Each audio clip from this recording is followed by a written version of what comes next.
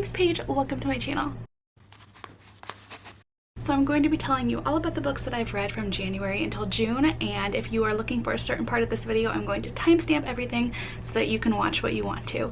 But this is going to be a pretty long video, so I'm just going to get started with first telling you what books I read from January until June, because I never did any wrap-ups. I thought about putting this in sequential order of when I read them, but it ended up being really tricky to do that, so I'm just going to kind of group all of these books into different categories. And first up we have A Sky Beyond the Storm by Sabaa Tahir. This is the final book in the Ember and the Ashes series, and I did end up liking it, but the series as a whole, it just wasn't my favorite. I had a lot of problems with character deaths. I have an issue with who authors choose to kill off, and I wasn't very happy with some of the choices in this one.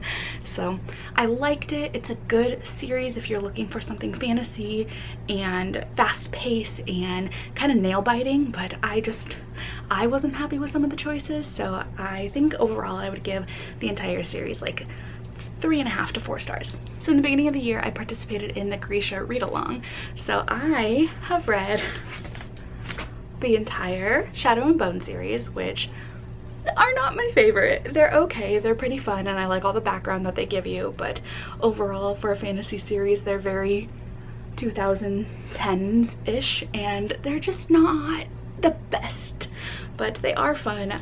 I think that they're a really good setup for what comes next, which would be Six of Crows and Cricket Kingdom, which is a reread for me for this year, and I love them even more having that Grisha background that I didn't have going into these books. And both of these again were 5-star reads for me. I just am obsessed with these characters. I would love to be a part of the Crows, honestly. And to finish off the Grisha read along, I read King of Scars and Rule Over Wolves, and I really like these. And honestly, I liked King of Scars a lot. I know people did not like this and thought it was super boring, but I just really love character-based stories that don't have too big of a plot.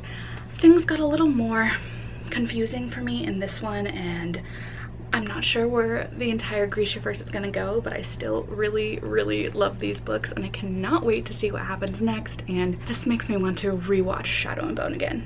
I might have to do that very soon, but I did really like these two. I don't know if I gave them 4 stars or 5 stars, but I had such a fun time in this read along, and I will probably read the Grishaverse over and over again. And if you have been around for a while, you would know that I am a huge TJ Klune fan. I love his books, and I am trying to make it a goal to read as many as I can. I don't know if I'll read all of them, and I'll tell you why in a little bit, but I really love his books. So these are all the ones by TJ Klune I've read. I started off the year reading the Tales from Verania series and fell in love. I believe that these are now my new favorite TJ Klune books. I still love the Green Creek series with my whole heart, but these are just so much fun. I love them. My best friend read them along too, so we were just gushing over all of the things that we love, the characters that we love, and I just had so much fun. If I had to recommend any TJ Klune book, it would be The House in the Cerulean Sea, but this would be close second.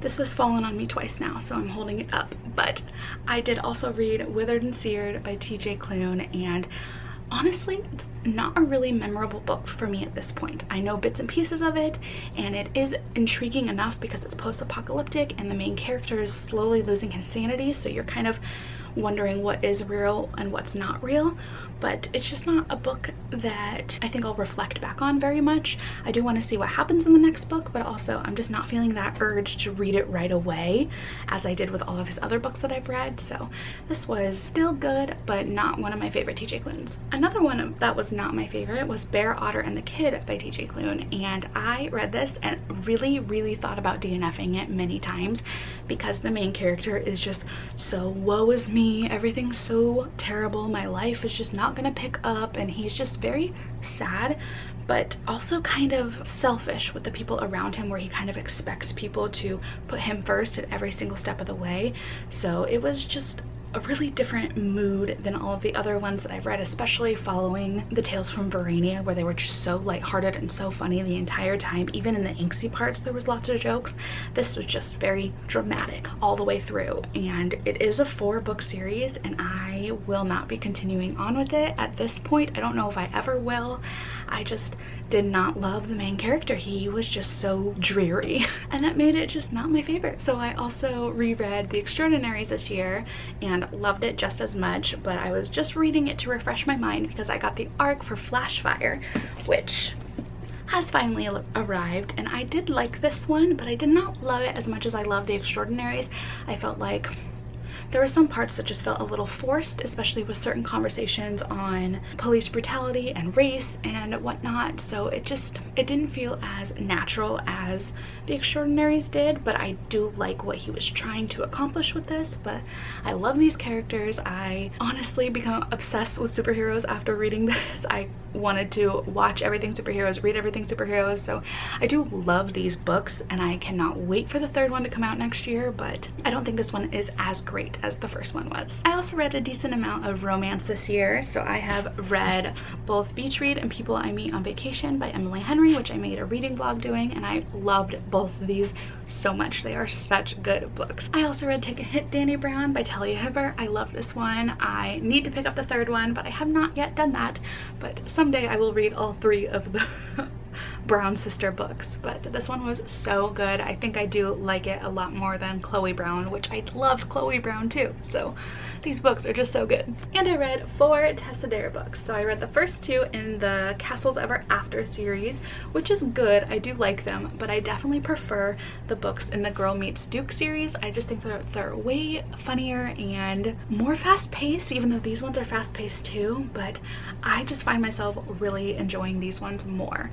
I had a really fun time. Tessa Dare books are super easy reads, and I definitely want to read more of her books. And then for my contemporary young adult category, I read Felix Ever After, and I did end up enjoying it more. I had originally DNF'd it, picked it back up, still didn't love the first half of it, but the last half I did end up liking it. I also read Clap When You Land by Elizabeth Acevedo, and I love this one a lot. I cried lots of tears reading this one, and it's probably one I'll pick up every now and then and just go through because it's so simple to read and the audiobook is just so good. As for You Should See Me in a Crown, I actually ended up DNFing this book. I read about 100 pages of it and just realized it wasn't for me. I am really just not in the mood for high school contemporary stories that are really focused on the high school aspect, especially with this one. This one was kind of about her needing to win prom queen for a scholarship, and it was just very high school focused, and that was just something that I wasn't interested in. So I do think that this is a good book for people who are more into that, but I just personally did not want to read about high school, so I did DNF this one. And then in my miscellaneous category, we have Becoming by Michelle Obama, which took me about a year to finish because I was just kind of savoring my time with it. It's so well done. I sobbed throughout this one at some points. It's just so good, and it just really hits home at some points, and I highly recommend this one. I also read The Lion, the Witch, and the Wardrobe and Prince Caspian by C.S. Lewis to try and read The Chronicles of Narnia, which I was supposed to be doing with Rana and Catherine, but I think we all kind of failed at that challenge, so I only made it through 2. Someday I will read all of them because they are easy reads. I just don't love them. They're just kind of slow. They're slow but fast-paced, if that makes any sense. The plot moves along really fast, but the book itself just feels slow.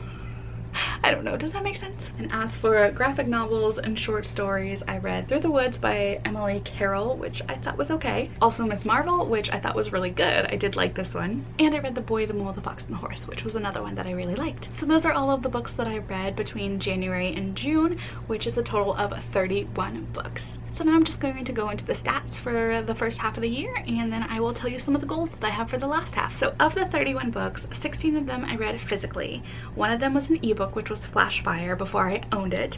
I read King of Scars audiobook, and I did 13 of them by listening to them while reading along physically too. So the total page count for all of these books was over 11,000 pages, and my ratings were mostly 4-star ratings, but my average out for all of them was 3.89. Overwhelmingly, I read a lot of fantasy, which does make sense. I did lose my grandma at the beginning of this year, so I've needed a lot of escapism through a lot of these stories, and most of the authors that I picked up, like Leigh Bardugo and TJ Klune, write fantasy stories, and that is what I gravitated towards this year. So lots of escapism needed, and just the choices of books I was picking led to a lot of fantasy. I've also been trying to track publication year, and the only 2 books that came before the 2000s were the Chronicles of Narnia books so far. I haven't read any classics or anything like that yet, and most of my books were either from 2010s or 2020s. For the age groups, I was actually kind of surprised that most of them were YA, because recently I have been saying that I am just not really feeling YA books, but it turns out that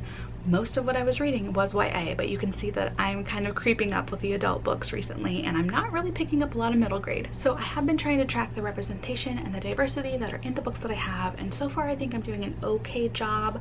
I think that there are some areas that I do need to focus on, and I have separated a lot of my books on my wish list out into books that I would like to prioritize that have different representation that I haven't read from yet. So hopefully this graph will look a lot different by the end of the year. For the authors' genders, I'm not really surprised that most of them are female authors. I've been reading a lot of romance and Leigh Bardugo, so that one kind of makes sense to me. Authors' ethnicity is something that I definitely need to focus on. I was reading a lot of Leigh Bardugo, TJ Klune, and Tessa, which are all white authors, so there is definitely a lack of diversity in the authors that I'm reading right now. Hopefully by the end of the year I will fix this a little bit, and I'll go over that in my goals too. And finally we have own voices, and I am so close to being 50-50 with the books that I have. So I looked at, is the author representing their own voice in these, and most of them technically were no, but I am so close to having most of them being yes. So those are all of my stats, and now I want to go over the goals that I have for the rest of the year. So I am currently at 31 books, and my Goodreads goal is to hit 60 books.